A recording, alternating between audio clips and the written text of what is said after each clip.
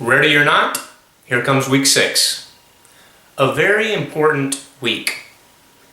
If you've read through the syllabus, you'll notice that there's no assignment due this week. Instead, we want you to focus your efforts on that final project. So we're trying to help you in giving you just a little bit extra time to focus on what will be the culmination of the work that you will put together this term. It kind of reminds me of the 1657 quote from Pascal when he said, "I have made this letter longer than usual only because I have not had the time to make it shorter." The idea is that clear, concise, and effective writing takes time. If you've started working on that final project, you've probably noticed that there's a tendency to want to include everything. It's your baby. It's your research. This is all important. But remember this, if everything is important, then nothing is. So it's important for you to cull through all your information and find what is most helpful to your audience.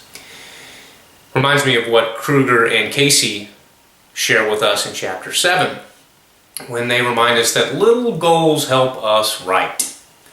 Those little goals start today.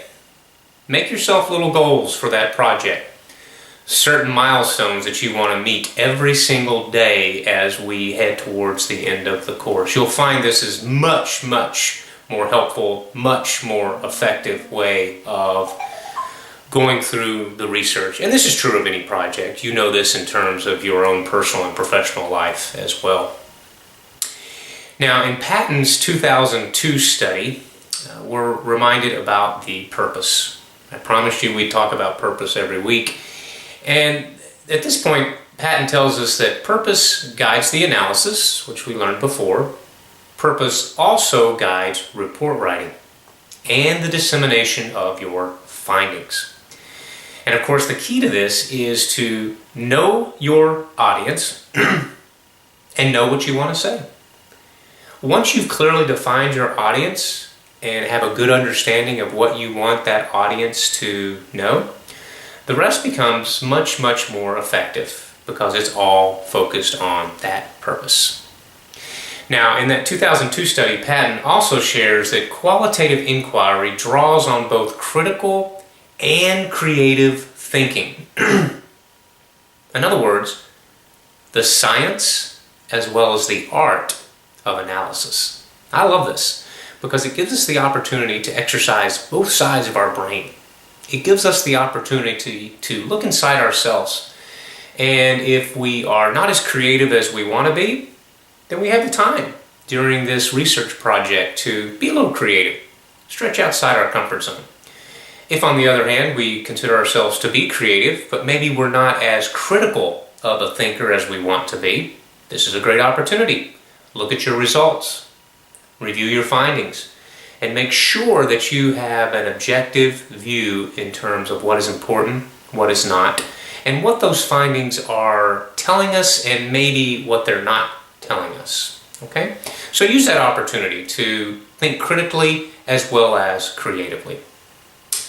The other reading we have is from Pullen and Flynn. They reported in 2014 a study about the community engagement in a hospital system.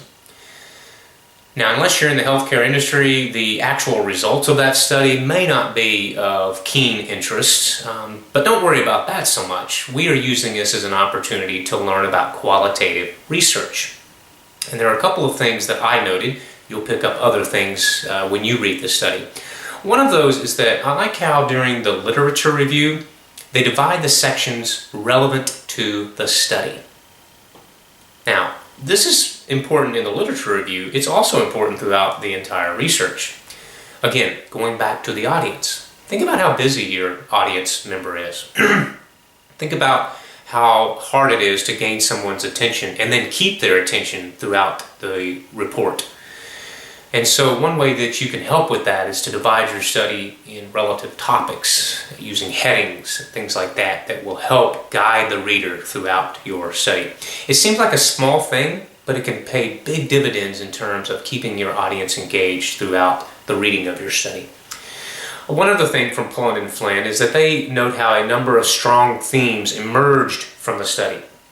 You should be looking for the same thing throughout your entire study, but especially during this writing up the results, the continued analysis. Look for those themes that you can find and highlight in your reporting. Well, lots of great advice this week. Lots of great opportunity to really focus on that final project. And I know that you will do your best to make the most of the time that you have this week, just as you have throughout this term. And of course, as always, stay ahead with all assignments, stay engaged in the discussion board, and enjoy this time of learning.